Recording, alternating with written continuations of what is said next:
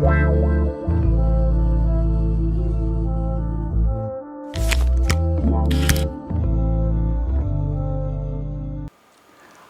ce samedi saint, il n'y a pas de célébration de la Sainte Messe comme il n'y a pas eu non plus hier. Même si des funérailles devaient avoir lieu, la Sainte Messe ne pourra pas être célébrée, mais simplement une célébration de la parole d'une manière très simple. La raison en est qu'aujourd'hui est un jour de silence et de contemplation de ces mystères qu'un Dieu qui est le Christ Jésus est mort pour nous donner le salut. Nous contemplons le Christ humilié dans sa tombe comme toute créature qui repose dans son tombeau. Sous forme de pilule, n'oublions pas que le Christ est venu pour sauver tout le monde. À certains moments de l'histoire de l'Église, beaucoup ont nié que Jésus soit vraiment mort.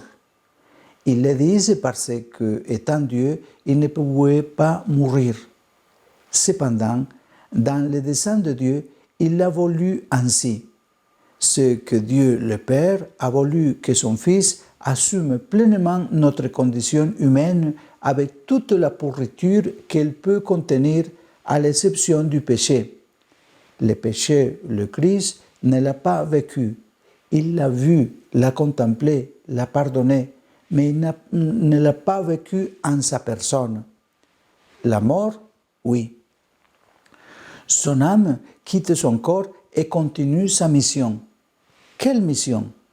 Sauver toute l'humanité dans le moment présent, dans le passé et dans le futur.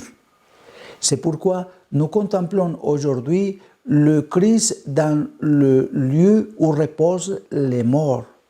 Il entre dans cet état où sont tous les défunts depuis la création du monde jusqu'à ce moment et à travers ces sacrifices, cette souffrance qu'il vient d'éprouver, il les rachète, les sauve tous et les conduit à la plénitude de la lumière, à ce que nous appelons le paradis, qui n'est rien d'autre que l'état dans lequel Dieu est tout et nous sommes un avec lui.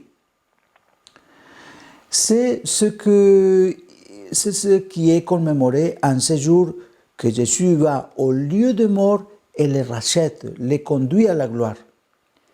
Il y a quelques icônes orientales qui représentent cela, représentant Jésus sortant Adam et Ève du tombeau, et derrière une foule de gens. Cette icône représente ce fait du salut, car Jésus, en tant que bon berger, veut sauver tout le monde.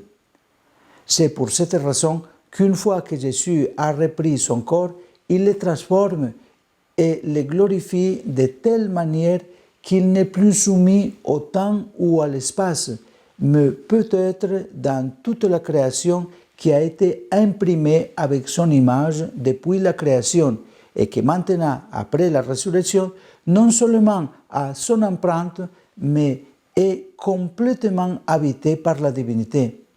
C'est pour cela que nous pouvons adorer Dieu en esprit et en vérité, comme il même l'a dit bien avant à la Samaritaine. Alors, en ce jour, rendons grâce à Dieu pour ce plan salvifique du Christ qui veut le salut de tous. Lorsque la nuit commencera dans de nombreux endroits, la veille pascale va aussi se célébrer. Cette veille célèbre la résurrection du Christ. C'est la cérémonie la plus importante de toute la semaine sainte. Ne manquez pas à ce rendez-vous. Bon samedi saint.